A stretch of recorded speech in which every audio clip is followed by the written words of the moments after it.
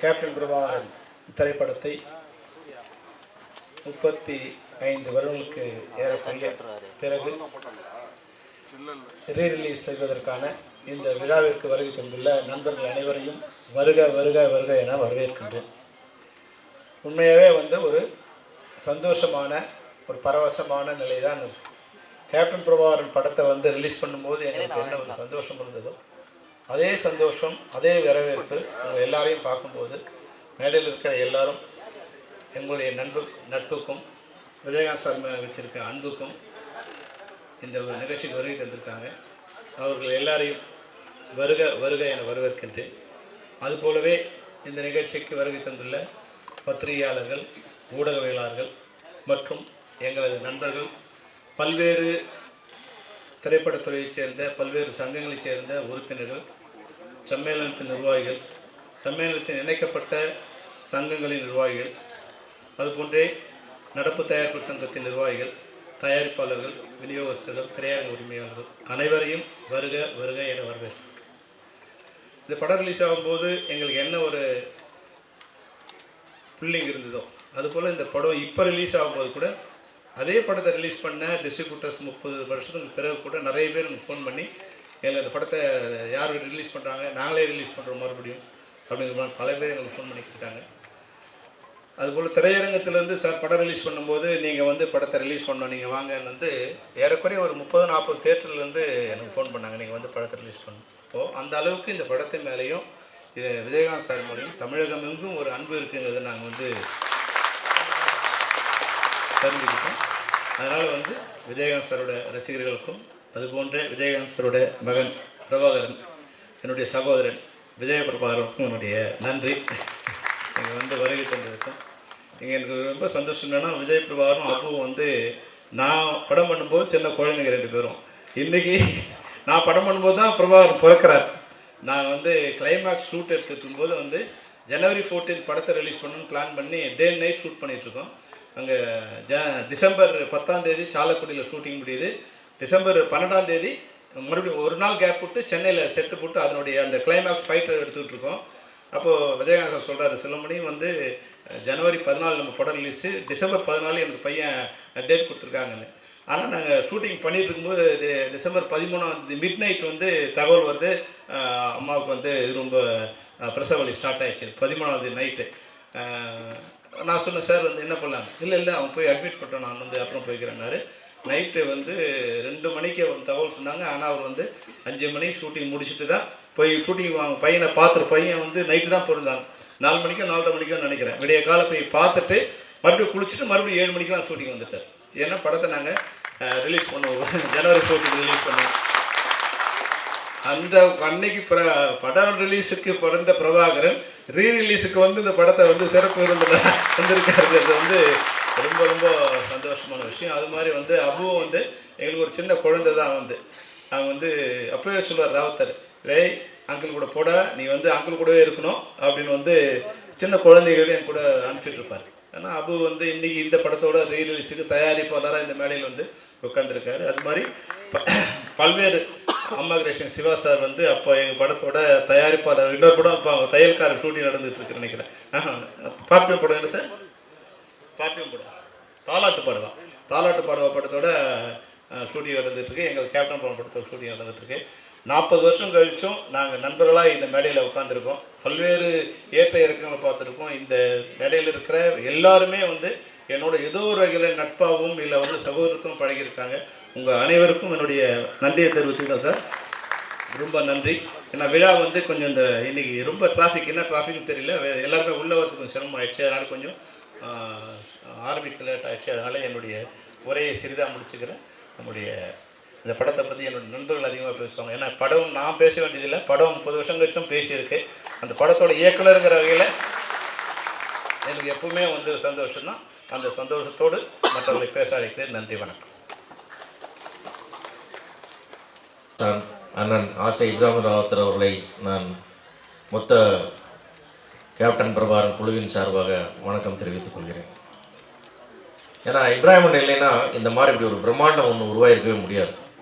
அந்த மாதிரி கேப்டனுக்காக செலவு பண்ணுறதுல அவருக்கு மேலே யாருமே இல்லை. ஒரு நாள் காலையில் பெஞ்சில் கொஞ்சம் டீ குடிச்சிட்டு இருக்கும்போது அன்றைக்கி தினத்தந்தி பேப்பரில் தமிழீழம் பிரபாகரனை பற்றி ஒரு நியூஸ் வருது. அதை பார்த்துட்டு படத்துக்கு இனிமேல் கேப்டன் பிரபாகரன் தான் டைட்டில்னு கூப்பிட்டு சொன்னார். அந்த மாதிரி வந்து இந்த கேப்டன்ற அடைமொழி அங்கிருந்து உருவாச்சு. இன்றைக்கி வந்து உலகம் முழுவதும் இன்றைக்கி ஒரு கேப்டன் என்ற வார்த்தை அவரால் கொடுக்கப்பட்டது என்பதை இந்த இடத்துல அவருடைய மரியாதைக்காக நினைவு கூறுகிறேன்.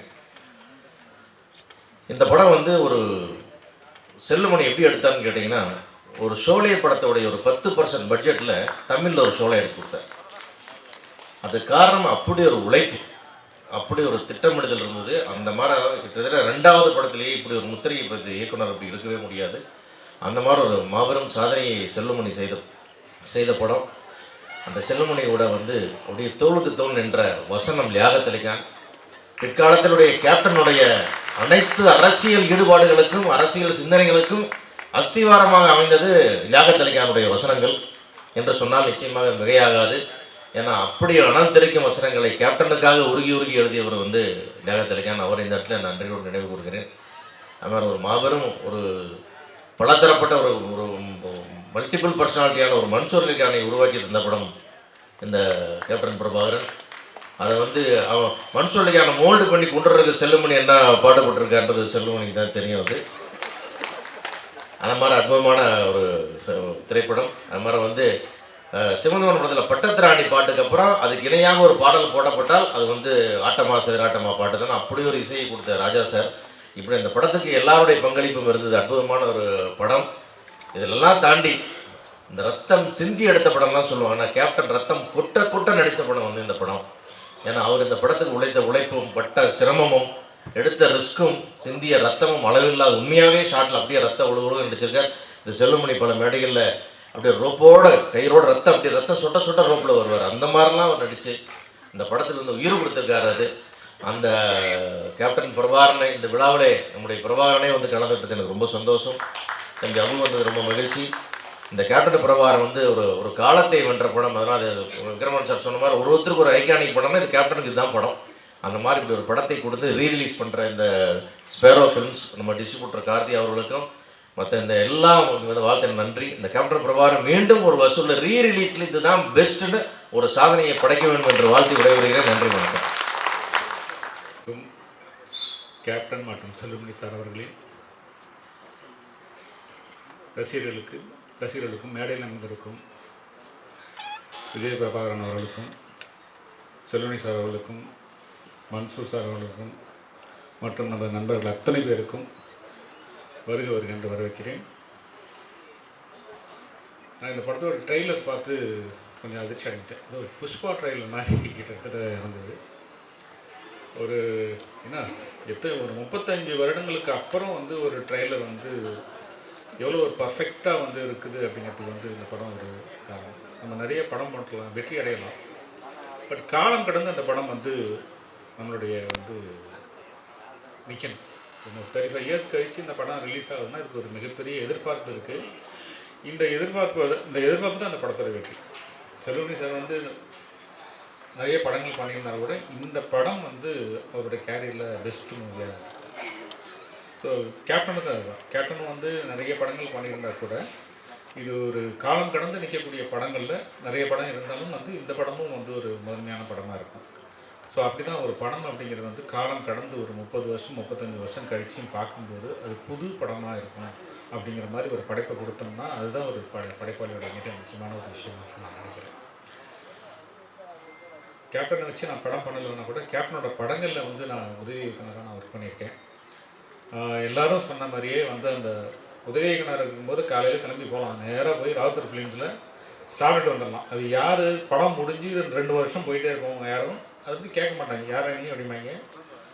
பார்த்தோன்னே ஓகே அதுக்கப்புறம் 2வது படம் 3வது படம் நடந்துகிட்டு இருக்கும். பட் அவங்க கேட்க மாட்டாங்க, இந்த பையனை தெரிஞ்சிருக்கோம் நம்ம அப்படின்னு சொல்லி விட்டுருவாங்க. அந்த மாதிரி வரவங்க போகிறவங்க அத்தனை பேருக்குமே ஒரு சாப்பாடு போட்ட ஒரு கம்பெனி அப்படின்னா வந்து ராவுத்தர் ஃபிலிம்ஸ் தான். ஸோ அந்த கேப்டனை வச்சு அந்த படத்தில் நான் வந்து அசிஸ்டன்ட் டைரக்டராக ஒர்க் பண்ணும்போது நடந்த விஷயங்கள் நிறைய பேர் சொல்லுவாங்க. சினிமாவில் ஹீரோவாக இருக்கிறது பெரிய விஷயம் கிடையாது, ரியல் லைஃப்லையும் ஹீரோவாக இருக்கிறது தான் பெரிய விஷயம் அப்படிங்கிறது. ஸோ அது கேப்டன்கிட்ட நிறைய வந்து அந்த படங்களை நான் கண் கூட பார்த்துருக்கேன். அவர் இல்லை என்றாலும் கூட அவருடைய நினைவு நம்மக்கிட்ட அப்படியே வாழ்ந்துக்கிட்டு தான் இருக்கும். செல்லுமணி சார் வந்து நான் பல தடவை சொல்லியிருக்கேன் செல்லுமணி சார்கிட்ட, சார் நீங்கள் வந்து இருக்க வேண்டிய இடம் வந்து இது இல்லை, இதை விட வந்து உயர்வாக நீங்கள் போகணும். ஏன்னா வந்து அவர்கிட்ட இன்றைக்கும் வந்து உட்கார்ந்தா என்னோட படத்தை பார்த்து என்ன குறைநிலைகள் அப்படிங்கிறது வந்து ரொம்ப தெளிவாக பர்ஃபெக்டாக, அது வந்து மனசில் ஒன்று வச்சுட்டு படம் ஹிட்டானாலும் பர்ஃபெக்டாக சொல்லுவார். படம் தோற்று போச்சா, இது உன் படத்தில் தப்புடா, இதெல்லாம் கரெக்டாக பண்ணியிருந்தீங்கன்னா அந்த படம் உனக்கு வந்து இன்னும் நல்லா வந்திருக்குண்டா அப்படிங்கிறது சொல்கிறது இல்லை. ஒரு சகோதரனை போல மிக அன்பாக ரொம்ப அழகாக அந்த ஜட்ஜ்மெண்ட்டுங்கிறது வந்து அவருக்கு இன்னமும் வந்து சிறப்பாக இருக்கும். நான் திரும்பவும் சொல்லிகிட்டே இருப்பேன் செல்லுமணி சார்கிட்ட, செல்லுமணி சார் வாங்க ஒரு நல்ல படம் பண்ணுங்க அப்படின்னு சொல்லிட்டு தான் இருக்கிறேன். இன்றைக்கும் வந்து தானு சார் அன்றைக்கி ஸ்டேஜில் கூட சொன்னாங்க, எப்போ ஒரு செல்லுமணின்னு சொல்லி கேட்டாங்க. ஸோ முதல்ல நான் சொல்கிறேன், நான் இப்போ டைரக்டர் என் தலைவர் கூட சொன்னார் அன்றைக்கி, முதல்ல போங்க அப்படின்னு சொல்லிட்டு. அந்த மாதிரி செல்லுமணி சாரோட அடுத்த படைப்பை பார்க்கறதுக்கு நாங்கள் எல்லாருமே ரொம்ப ஆர்வமாக இருக்கோம். கூடிய சீக்கிரம் செல்லுமணி சார் வந்து இயக்குனராக திரும்பவும் அவதாரம் எடுக்கணும்னு வேண்டிக்கிறேன். நன்றி, வணக்கம்.